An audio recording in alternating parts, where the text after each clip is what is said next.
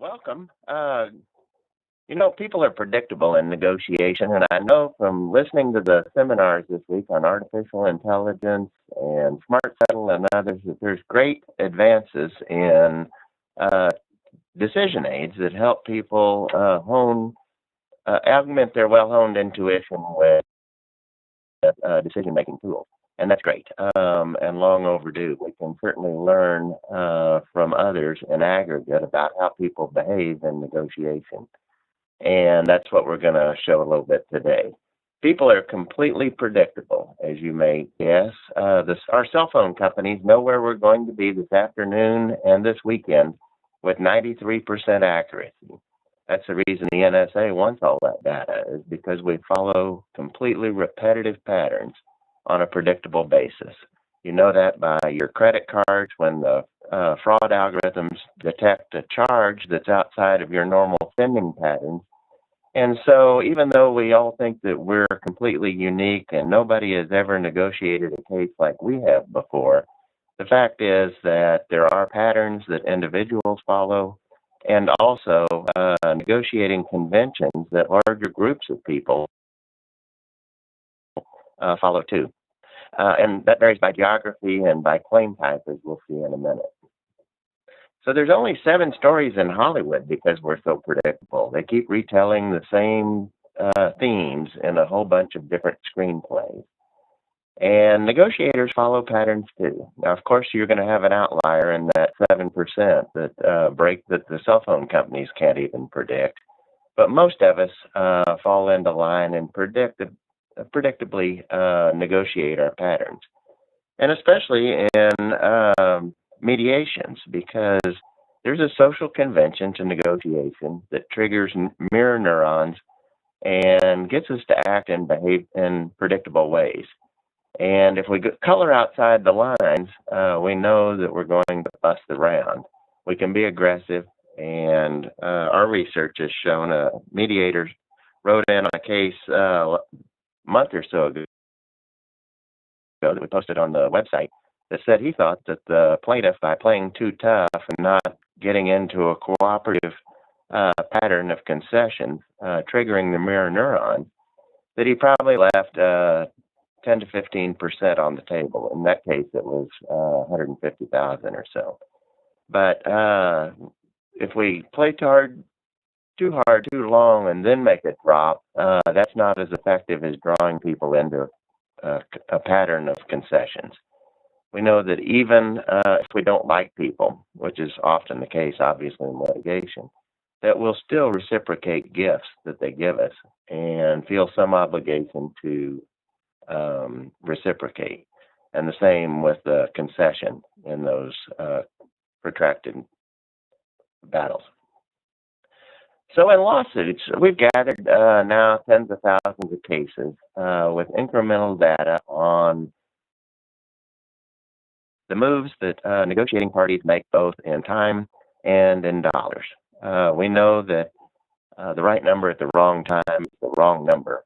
And so we've tracked the concession rate in time as well as in dollars to get an idea of how people do the negotiation dance and how it varies both by jurisdiction and by case type, which makes sense. I mean, we're all negotiating in the shadow of the law, so it shouldn't be a surprise that in some jurisdictions, people try to throw anchors out a lot further than they do in others and can get away with it. That kind of behavior is expected in that social convention, and people generally do it. So you see that there are differences in the initial offers as a percentage of the ultimate settlement in different jurisdictions. And the same is true of case types. People don't negotiate personal injury cases and contract cases the same. One might be limited by economic damages, and another might have non-economic damages that allow wider latitude in throwing the anchors. And we've all heard the old saws that are taught about the midpoint between the first 2 reasonable offers and others. The concession rate, the concessions will be half as much and take twice as long. And that one's actually mathematically impossible. If they took twice as long, you'd never get there. And the other one, the first two reasonable offers, a lot of that research comes out of contract negotiations and deal making, not litigation. And it's true that even in litigation, that if you're bound by economic damages, it's a little closer to the midpoint, but not like it is if you're negotiating the price of a car, a rug, or something like that, or even a big merger transaction. That might be closer to a midpoint. But somebody's still got to stand up and tell us when they start being reasonable for that rule of thumb to help us. And it's kind of like all of medical care is spent in the last year of life. Well, we don't know until that's a good test in retrospect, but it doesn't really help us on the front end when we're trying to decide whether or not to make those expenditures. So why are we predictable? Well, we have all these shortcuts that we take that are very necessary. We, through our history, we've learned to identify patterns and to make snap decisions based on those patterns. Mental shortcuts. It's very, very convenient when we were out on the African Sahara to be able to identify a threat like a tiger and instinctively know to get out of the way. But actually, it breaks down a little bit when we get into tougher decisions. It's great to get out of the way of speeding cars, and Dan has written 2 books, Predictably Irrational, which is my favorite title, and then The Upside of Irrationality. There's actually good things about being irrational, but the main takeaway is that we are irrational because we rely on heuristics and shortcuts and cognitive errors, so to speak, that are so predictable because we have basically 2 functioning brains. Malcolm Gladwell popularized System 1 thinking as the blink, and then Kahneman and Tversky have won the Nobel Prize for teasing out the heuristics that we do make and showing how they often lead us to good results, but sometimes lead us astray in more complicated decisions. And that's exactly what the authors of Blinking on the Bench, taking that title and applying it to judges primarily, but also lawyers, where they found that if people have both a System 1 intuitive answer that's available and a more subtle but analytical answer that they would get by writing an opinion rather than just giving the bottom line answer, that there's wide disparities in the 2 thought processes, and that even highly educated lawyers and judges are very susceptible to these kinds of cognitive errors. But the upshot of it is that even when we're susceptible to those cognitive errors, we're predictably susceptible to them. And so what we've done, as you've seen through some of the presentations this week, there are a couple of ways to approach predicting negotiations or trying to determine what behavior might be in those negotiations. And our approach is different than a rules-based. One obviously is like TurboTax, where it's all if-then rule-based assumptions. And we've played with some of that, and like reciprocating behavior and what the negotiation theorists would call tit for tat and tit-tat-tat. But at the end of the day, we had to step back and say it's one thing for us to try to determine what the rules of negotiation are and how people will behave in that context.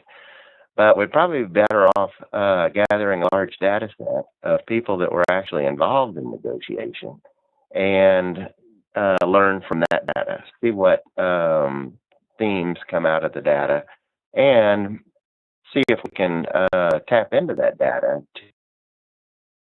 to find patterns and to identify early and around what type of a pattern somebody might be following. So that's the way we've approached it. It's not rule-based. There are certainly rules that we've learned, but rather than forcing a rule-based system like the tax code onto negotiations, and saying this is the way they're going to unwind. What we've done is go the opposite way and gather data, granular data of each individual move in money and time to identify patterns, and moreover, since there's lots of different patterns, to use neural nets and algorithms to go in and find a pattern that looks like it matches what the behavior of the parties negotiators are in our round, and then adjust it obviously with algorithms depending on the base. So it is getting closer to localized data every time it does it. So this is news that lawyers and negotiators can use. You might recall a movie that John Travolta played in about a real case in Metro Boston. It was an environmental mass contamination case where a dozen kids within a couple of square blocks died of leukemia, allegedly because of water contamination at a certain well. And the instructive point, this isn't a John Grisham novel that turns out great at the end. The parties this is in the early 80s, so the money is a little different and was worth more then. So their internal case assessment for the dozen lost lives was that the case was worth approximately $25 million. They had gone to their bank to finance discovery and trial prep with a $25 million case assessment, and were preparing on that basis. But in the age before mediators, and all the parties, I teach a class around a lot of the mistakes that were made in this book, and talked to most of the lawyers that are still living, and they all say that had you pros, you mediators and trained in negotiation, been there at the Four Seasons the day they had a settlement conference, settlement meeting, I guess, it wasn't a judge, the day they met, that if one of you guys had been there, then the case would have settled. But instead, the plaintiffs made an opening demand of $320 million. There were future value components to it, annuity type streams, but the aggregate value was about $320 million. The result, as you can guess, since there was a mediator to temper expectations and to keep people moving and the ball rolling, was that the defendants immediately picked up and walked out of the Four Seasons. And that was the last settlement negotiations until very late in the case, until some procedural rounds had been lost. Well, the lawyers had not only pledged everything at the firm, but pledged their own homes and everything else to try to wither through this case. And at the end, they got a settlement that barely paid expenses, some of the expenses, returned very little to the families, and resulted in the personal bankruptcy of all the lawyers. So our approach is, how can we use what we know from tens of thousands of cases to say, if you want to get to $25 million, how do you do it in a way that engages the mirror neurons, gets people into a reciprocal pattern, but doesn't spend the money too early in the day if you know that negotiations expand to fit the space available. And they do, whether they're in Washington or in our negotiations. People will negotiate to fit the space available. And the question is, if I know this day-long mediation or half-day or 4-day or whatever time is allotted to it, will go until late in the round because nobody wants to give up too early because they think they'll have left something on the table, that how do I get there? And that's what we've tried to dive into the data to help people not only assess cases, but then using those assessments and some of the tools you've seen this week, how do they land the plane at the end of the day and get to the best number that they can without blowing around. So this is a graph of our software using the assumptions in the Boston case. It's federal court in Boston, personal injury or wrongful death case that the target was about $25 million. Well, it was $25 million. And the reason we use the different geographic barrels is because then you can fine-tune the overall data set and the algorithms that they're drawing into to localize it to the negotiating conventions of that particular venue. And of course, since you saw a box graph earlier that anchors are thrown out further in certain types of cases than they are in others, you also give them the data on where the case is being negotiated, or what kind of case is being negotiated. So just with that data, guiding off of the 25 million at the bottom, the target, it reverse engineers a curve. It's technically a spline, but we don't need to get caught up in the math. That starts to suggest moves that somebody might make to get to 25 million late in the day, if that was their goal. And of course, we know that both sides aren't going to have the same goal, so they're not going to be looking at the same graph. If they have the same goal, they'd settle the case early on, not wait for mediation. But assume they have different expectations and different graphs, they're going to get a different suggested course. So it's unusual that you would ever have people aiming at the same thing and getting the same results along the spline. But what's interesting is that these aren't linear. It's not the equivalent of somebody taping a note to the door of our mediations that says give them 25,000 every move, but wait 20 minutes until you give it to them. This is designed to, well, it's not designed by me. It's learning from the data, tens of thousands around, to suggest that, like fishing, you might let the bait out a little earlier and get people interested in it. I'm going to show my Texas roots and say, down here we'd say you have to hang the meat low enough the dog thinks he can get it. And you can see by the curve that it lets out the concessions a little earlier in the round and then tightens up after you've gotten their attention. The dog thinks they can get the meat. And so you see those patterns, and they will vary. If you do the 25 million and I went here and change the geography to some other city, because of the box graphs you saw earlier, you would see something different. And the points, the negotiating points, opening round and the ones along the way, would be different depending on where you are and what kind of case you're negotiating. So we've used tens of thousands of moves in 20,000 or so cases now to look at the moves both in time and dollars. As you can see on this graph, these are all, the dots are all individual moves. The red dots are those of the plaintiff moving from 10:30 or so start in the morning. This is a real case.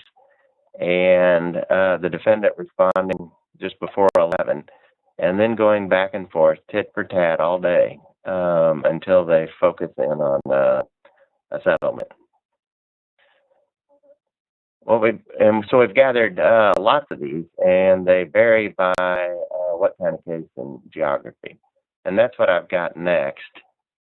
And I don't know if I'm sharing, Brian, if this is, if you click that, it's supposed to put the points up in time delay. Can you do that, or can I pull up and do it from my PowerPoint? You can do it on here. Just hit forward, John, and it should bring you to the next animation. Oh, you're right. Thank you. So as you can see, these are the individual moves in time delay, and starting from the plaintiff over here in the morning, and in a personal injury case, focusing in. And as we've all heard, and now mediators, know there was a panel at the ABA last year on the middle muddle. Some experienced mediators starting to talk about there's kind of 3 different phases to a mediation, but regardless of how long it is. That there's the initial stage, the time before lunch, when there's a lot of information sharing that closes to a certain extent some informational asymmetries. That people are coming to different values because they have different depths of information, and they perceive the same information differently, obviously skewed to their side a little bit. But then as the bidding breaks out, then people are moving from one dot, and what you notice is that it's fairly reciprocating. That even though the ultimate settlement is about 15% of the plaintiff's opening round, in this case, and that varies by where and other factors. But you can see that it's almost a consistent reciprocating pattern. And even comes in a little more when the one side comes in more, you get more reaction on the other side.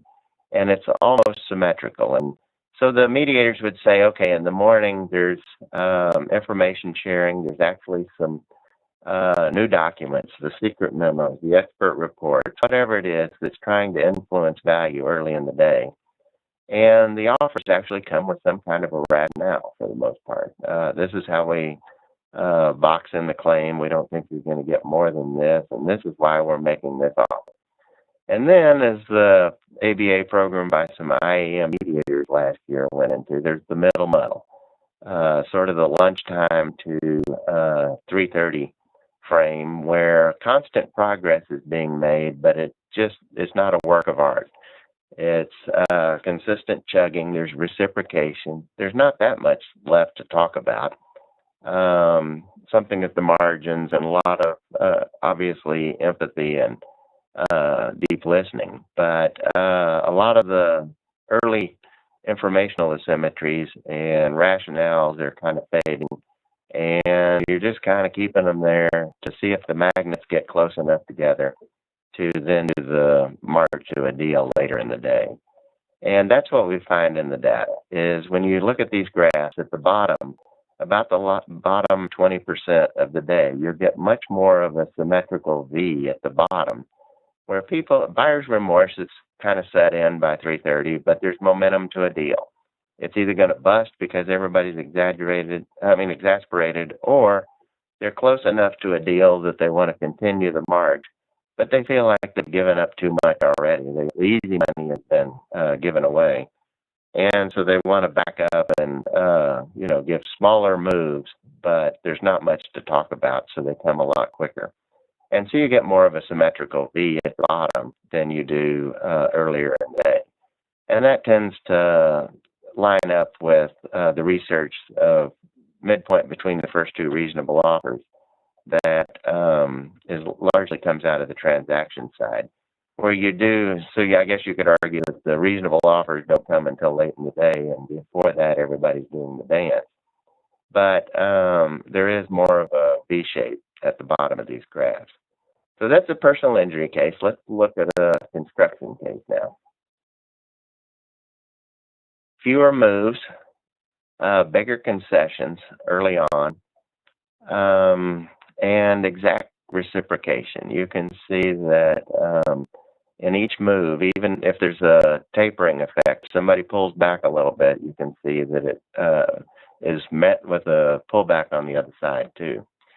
And but you've got more. Look down in the bottom 20% again. You've got more of a V shape after they tried to anchor early in the day, way out. And in this case, the plaintiff had to set the anchor, but then get off of it within a couple of rounds. You can see there's a 40% concession in 2 rounds.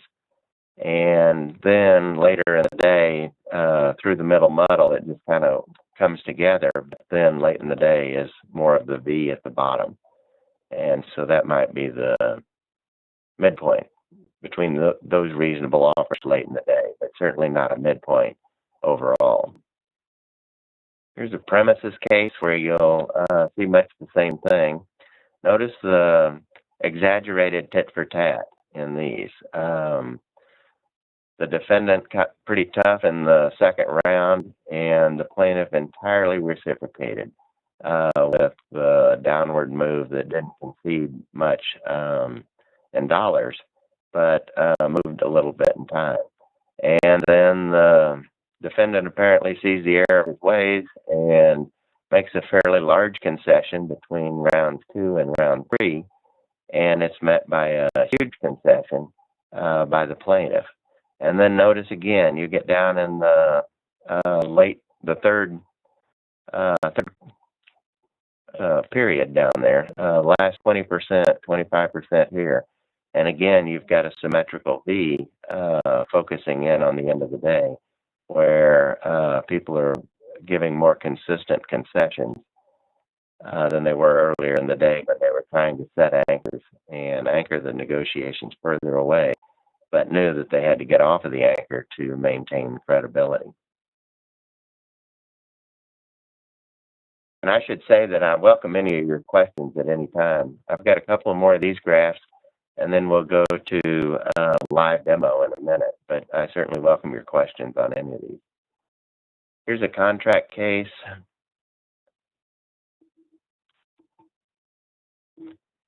Notice again the exact reciprocation. They're matching each other's behavior. And again, a little bit later here, but late in the round, you've got your symmetrical V again. It starts to make a V. And contract case, because of the difference, it's a little harder to throw the anchor out far with non-economic damages in a contract case. So like the transactions that have been studied, where it's the midpoint between the first two reasonable offers, it is closer to a 50% range in contracts, but not really at 50%. It's still, there's still some anchoring on the plaintiff side, and there's just more real estate off to the right, regardless of the claim type. Defendants, for the most part, unless they're going below zero to make a point, or have a good counterclaim, which actually inverts the parties. The defendants are basically bound at the left side of the chart by zero, and the plaintiffs have more room to go out to the right and get larger dollars. Now, obviously, the farther out they go in trying to anchor, the less weight the anchor itself has. I always say that the weight of the anchor is inversely related to its reasonability. So what you'll often see in extreme anchoring is that there's a big retreat in the second and third moves, and you've seen that in some of the charts here.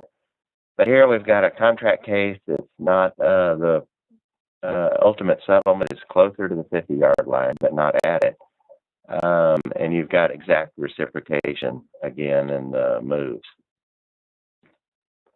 So where have we got the cases?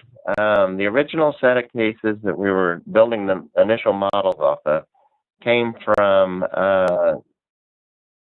mediators, lawyers, companies that were collecting this data in both dollars and time in the major population centers of the country. So we had good sampling from the Northeast, from the West Coast, from the middle of the country, mainly Illinois and Texas, for the middle of the country. And we're building the models based on early data, because you recall I didn't want to, one way you could do it is to force it into a rule-based thing like TurboTax, but it's more instructive to learn from people's actual behavior.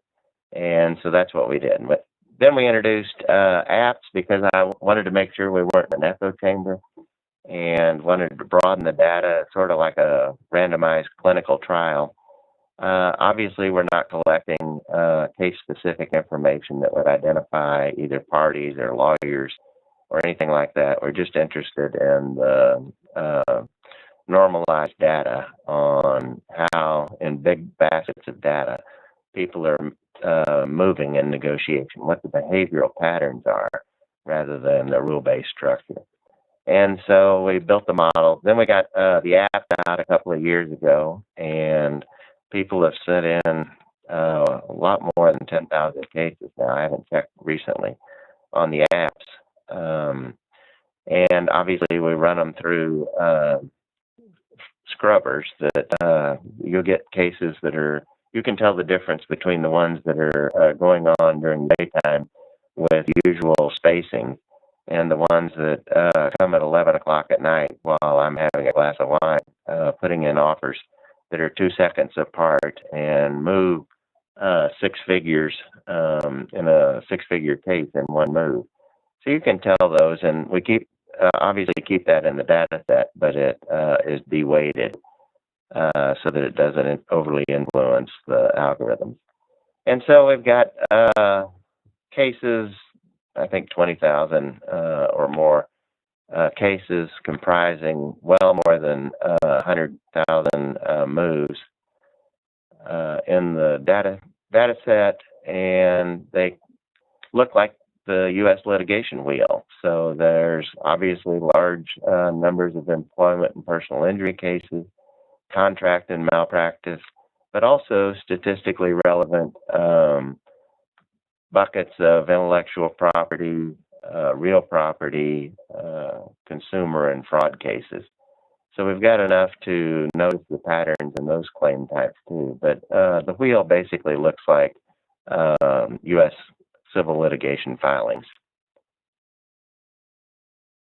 And what we do with it, there's 2 things that we do, because it's you saw earlier where one of the tools is to help you plan the day. One of the biggest criticism in every survey, including the ABA survey, of what's wrong with mediation, both at the advocate complaints about the mediators and the opposite, is that people don't prepare. And that's not that they don't know their case well and it's not ready for trial, but they don't prepare the concession plan that they'll use to execute in a mediation or a negotiation rather than an evidentiary-based trial.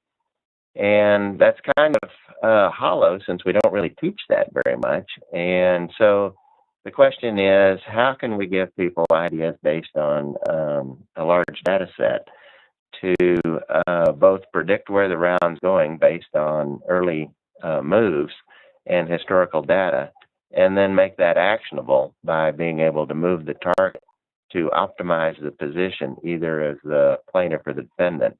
And so you get these hurricane-looking graphs that start to make probabilistic projections based on the early moves. And they get narrower, obviously, with more data. As the confidence interval on the projections goes up, the cones get narrower. But you can see sort of a first and second standard deviation in the dark, and then the light colors on both the red and blue frames. So then it becomes actionable intelligence. Here's a case that's unraveling. You can see the projections. You can see the little dots that aren't filled in are the planning nodes that say, if we want to end this thing around 5:30 at X number, here's how we might get there. And that's constantly updated. But what we really want to know is where the round is headed, so that we can drag that target to a number that is optimal, but still likely, so that we don't blow the round. We know what happens if we drag it way over to the right or way over to the left and shoot for 25 million or 0. We're going to blow the round. That's not a big debate. But within the light and dark color overlaps, there are outcomes in there that we could guide to and not make herky-jerky moves by making all the adjustment in one move and still have time to get there.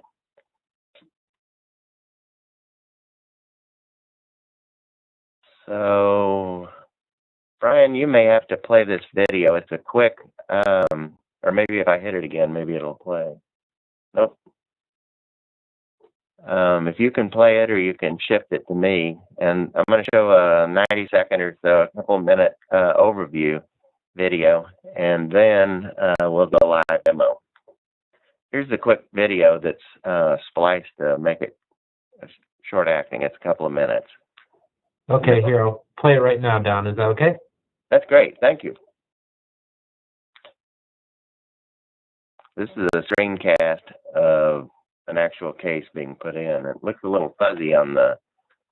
but what you see at the beginning is the spline that says, based on the geography and claim type and the target amount, how would we get there? And then what you're seeing filled in is the actual offers that are made during the course of the negotiation, and how that starts after a couple of moves to make probabilistic projections.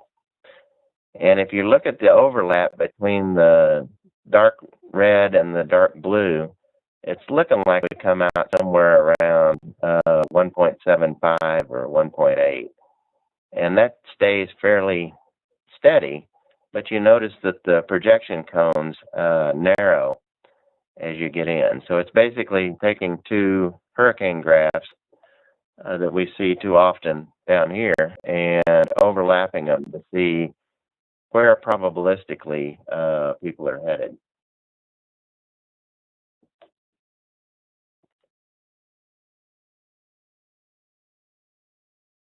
And as it gets closer to the end, the cones obviously narrow. And you can see there we're dragging the dot to say, okay, I'm the defendant, I want to pull it over a little to the left, and you can do that, and then obviously to the other side, and you get to the end. And so,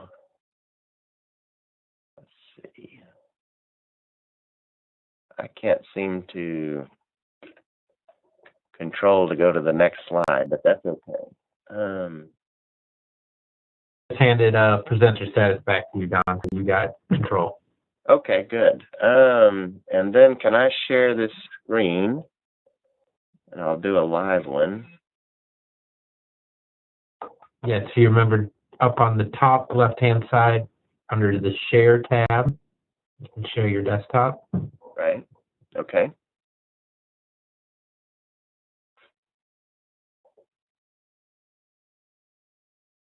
There we go. So here's a live one. Make sure it didn't time out. It sure did time out on me. Talk too long.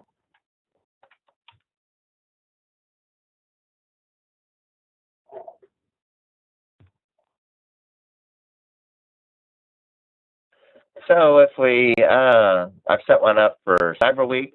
Obviously, it's in Nebraska, since that's where Creighton is, in Douglas County. And assume that we're going to do some generic malpractice. We could make it more focused in accounting, legal, medical, whatever. But let's just do it as a generic malpractice. And let's shoot, since I'm going to use actual numbers, let's shoot for a $1.8 million settlement sometime late in the round. You get a cone that once I see the chart, I may be like, well, I don't know. We can move any of these dots. Maybe I want to get a little more. I want to go to 2 million, or I want to move to closer to 1.5, or whatever I want to do. Certainly can get there by moving each of the dots, so you can make, the old what if. People are always asking us in mediation, what do you think they're going to do if we send them this offer? Well, now we can, and we usually have a great idea. And most of this, the reason I started all this is because I could notice patterns, and other mediators would tell me that early in the day, they could start to tell what the ultimate settlement was going to be by the way that people were making their moves. And that they could also tell what the next move was going to be that somebody was going to make. So let's just say we're doing this in real time, and looks like in Nebraska you can throw the anchors out quite a bit. But let's say I'm going to use the real numbers that wasn't in Douglas County and put that one in at initial offer at $4 million. I'm trying to be reasonable today. Let's say too that the defendant starts at $500,000, and then you start to get rough projections based on one move, but that's built off of the spline and doesn't really help us too much. But once we start putting in 2 rounds, what you'll find is that with 2 rounds, believe it or not, just like the cell phone data that we were looking at earlier, with just 2 rounds of data, they came a little quicker too. With 2 rounds of data, you're getting within 5% more than 80% of the time, and then it goes up from there. So let's say it really was at 11:06. And that affects the pacing for the spline in a minute. So it still doesn't know a whole lot yet. But we've given another move from the defendant, and the defendant this time goes to 600.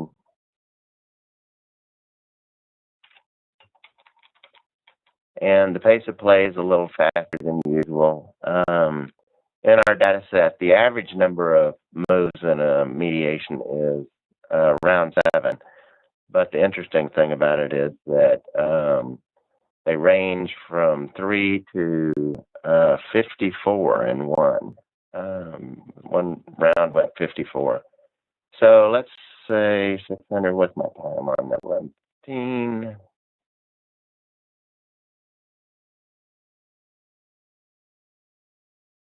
I did something wrong there.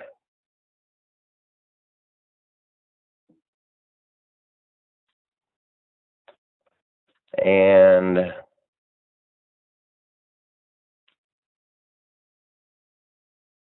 we'll drag this guy down here to make some projections and then give it another real data point at 3.8, and then they went to 3.7. So it's smaller moves, so it's obviously going to take longer.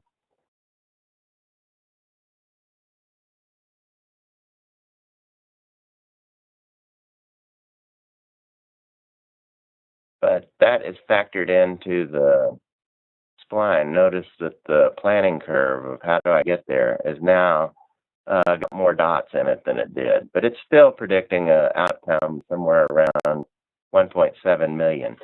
So with 2 moves completed, it is predicting a settlement at around 330 at around $1.7 million.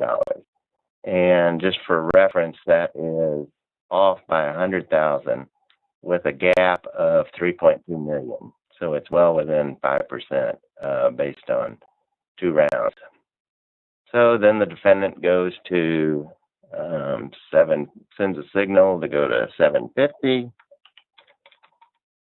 And obviously, if you're doing this in real time, you don't have to worry about these times, all this stuff. You just put in the number or drag and drop the dot to wherever it is. I'm only having to enter it like this because it's historical data. And so that runs the projection and then make it hard. And you can see that the cones start to narrow, projection's still around 1.7 or so. And you just continue to enter the data. It also has adjusted the planning curve to account for the moves. So, and what we released a case study that from a general counsel that had used it that showed that after the 3rd round, the planning curve picked up the pace of negotiations to where it was getting the moves within about 5 minutes for the rest of the day. So that goes with what the experienced mediators tell you, that they can predict about when people are going to make the next move and how much the move will be.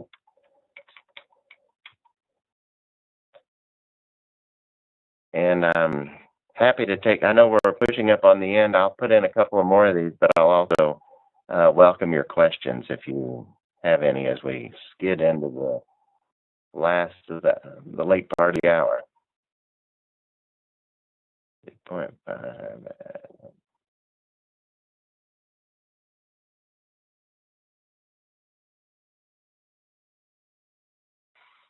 So it's still with 3 rounds of data. We're $28,000 off the ultimate settlement, even with the gap being 2.7 million or so. So not too bad.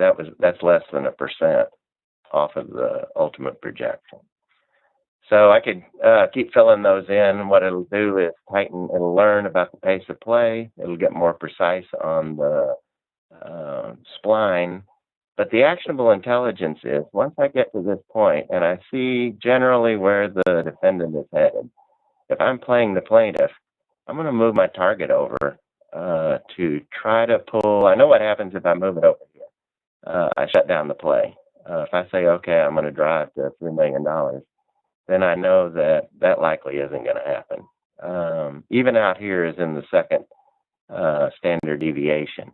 But I'm going to try to pull them out as far in their likelihood as I can and rejigger the curve to get me somewhere out there to maybe 2 million. And the defendant's going to be doing the same thing.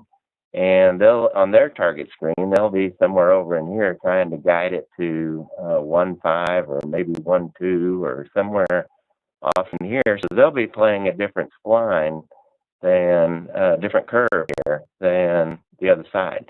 So that answers the question. There's Monte Carlo. There's a number of randomization figures in here. And what builds this curve out, the hurricane graph, so to speak, is making projections up to 50 rounds in advance of what's likely to happen. And there's serious math going on behind the scenes, which requires the internet connection. And we couldn't put that all on the app version. So that's a little more static on the app. But this one's making real-time projections on multiple servers to crunch all those numbers fast enough. But it also answers the question, even with the randomization and things, why people wouldn't be getting the same results, because they're not going to be aiming at the same target. But we know the sweet spot is over in here between the overlap of the darkest colors, and know what happens, so we can fine-tune that as the day goes on. But right now the projections are, within, it's showing about 330 and 1.787. So within 14,000 of the ultimate settlement, and got it within the time. So we're still still before lunch at 11:46, and we're projecting the time within, I don't know, 10 or 20 minutes. So both indicators, we're within 1% on the projection in dollars, and within 5 or 10 minutes or maybe 20 minutes on time. I know it's settled sometime before 4 o'clock. So that's what we're doing, and it's not rule-based. It is, we're learning from what people actually did, so that we know that people always say, well, do you have this crazy person in your database? And more than likely, somebody has acted as quote-unquote unpredictably as your counter party. And we have somebody in the database that the neural net can crawl out there and find and adjust to the current case that drives the projections up in the neighborhood of the cell phone projections, where they tag you at 93%. The accuracy on it is getting great. Of course, there are people that color outside the lines that shut down the negotiations, and that's just going to happen. But most people color within the lines, most people settle, and the idea is that how can we marginally improve our value by targeting a better settlement, depending on which side we're on, that has some chance of succeeding, rather than something that's crazy that might not, and allow people to model, do something besides play Angry Birds when we're in the other room. Now they can answer their own what-if questions and say, what if I move to here? What's that likely to do to the settlement? And you can see that moves the potential settlement down further if the plaintiff makes that big a move. If they make less of a move, it's going to pull it back in the opposite direction. They get too aggressive, obviously widens the curves a lot, because the confidence interval goes way down that there's going to be a settlement if they get tough like that, because it anticipates that the defendant is going to get tough too. And you can see that the projections, when I move the planning dot, projections move on both sides. So it's anticipating what the other side's going to do in response, more or less the tit for tat, and not just moving the plaintiff's curve based on their projected outcomes. So both cones move based on one change in input, because we know that people will start acting like the other party. And so it anticipates that in the curve and moves both of them. And with that, I've only left 5 minutes for questions, or I'll give you back part of your Friday. Well, this is good stuff, Don. And as we all know, as mediators, negotiators, that information is the key to success, and the data that you and your team have provided here seems just to be invaluable. One thing that I'm looking at, I mean, I don't know if this is just from the sheets that you were showing us, but it appears that roughly most of the settlements come in at about 25 to 35% of the plaintiff's initial claim. Are you finding that to be a pretty consistent data point? No, that's putting a little too fine a point on it, Brian. It really does vary by claim type and geography.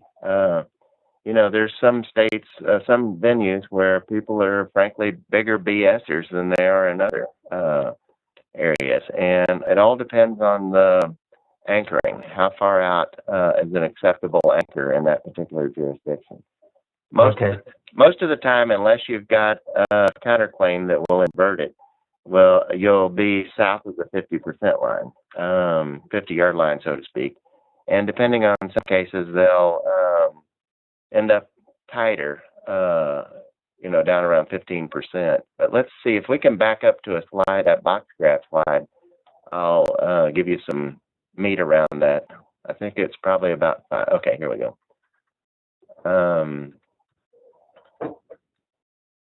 There we go. That was it. See, it varies a little bit. On the jurisdiction, there's some jurisdictions that are fairly tight, and this one's closer to the one at the bottom. I don't know if you can see my cursor. It's closer to 50%, and some jurisdictions it's a lot lower.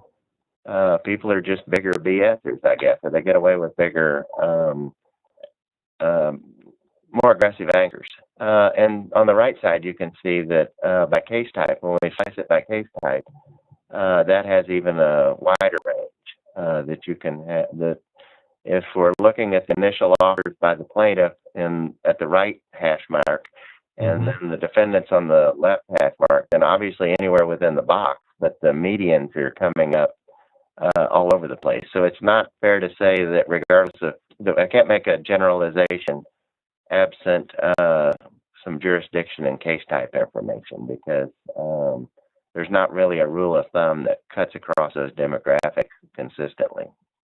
Yeah, I mean, this is very thorough data, Don. You guys have been doing a wonderful job collecting it. It's pretty impressive.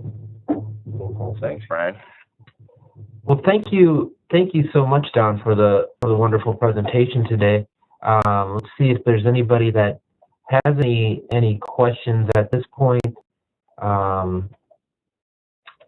For Don, you can either definitely feel free to use your audio or type something into the chat box. Give them a second too, but I will let everybody know that this archive will be put up into the discussion forum page for the webinar section. And although today is the last day of Cyber Week, nice thing about these virtual conferences is that they are completely archived and available online going forward. So the conversation can continue beyond today as well.